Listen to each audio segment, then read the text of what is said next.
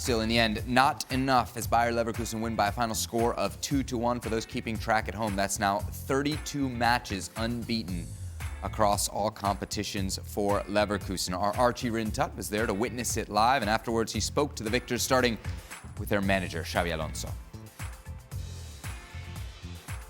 Last week, you told us about the tactical elements that pleased you, in particular the role of Nathan Teller, Amin Adli and Florian Wirtz up front. What pleased you today on a tactical level? Yeah, both strikers, they did it really well. We wanted to pin them a little bit higher to create, because they were jumpers, so we were able to stress the two center backs.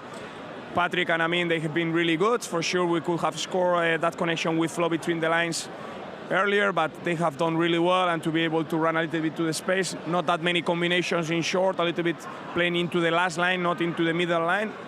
And that idea, we've managed it quite well, because here they are really strong in the duels, they recover really well, and the contrast with Dinci and Beste, they are really good. But overall, we controlled it really well, really executed what we had in mind, what we've been preparing, and that's why it's not easy to win here. Great 3 points. What can you say about these two standing next to you and the role that they play in the team? To be honest, I'm happy to be part of this team. I'm happy to be part of these guys, young guys who are very hungry as well to achieve something, who listen a lot, who wants to do the next step in a football career. And yeah, it's a pleasure to have these boys close to me, close to us. And one more time, they showed a great game today with both they scored. And yeah, every game they help us, and we are happy to have them.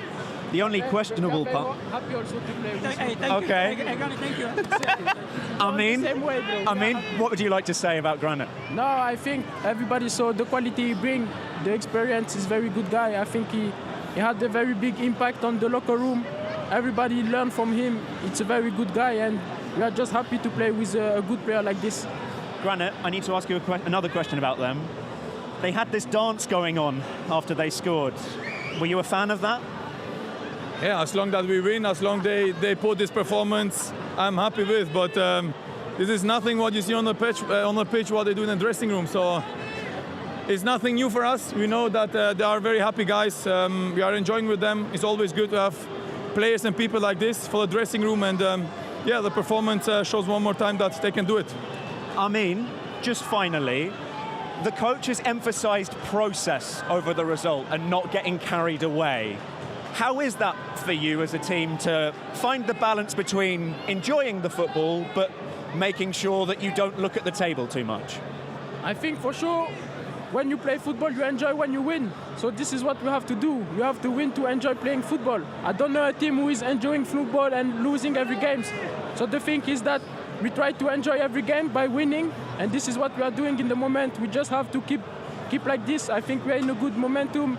The locker room is very happy. We are living a very great season, and the thing is just that we want to keep going like this. So we just put every time, every game 100% to win the game, to keep this good feeling in the locker room. Granit, Amin, Jeremy, again, thank you very much for your time. Thank you so much. All right, Archie, always rocking the freshest gear there. How about the jacket there from our Archie Rintutt? Here's a look at the Bundesliga table.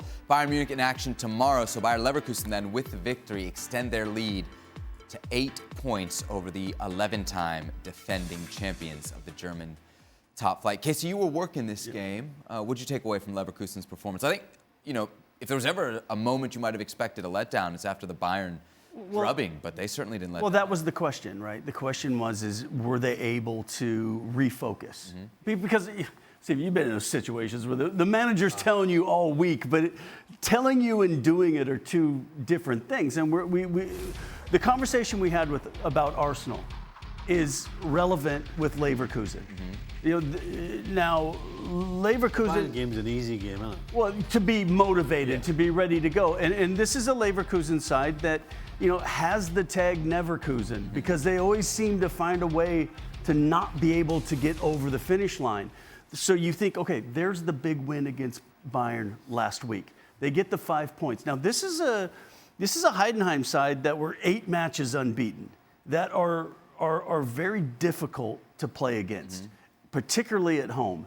So emotional up from the Bayern win. You go to a team that's in good form, that plays a little bit different. Can you execute? Can you put that aside and get all 3 points?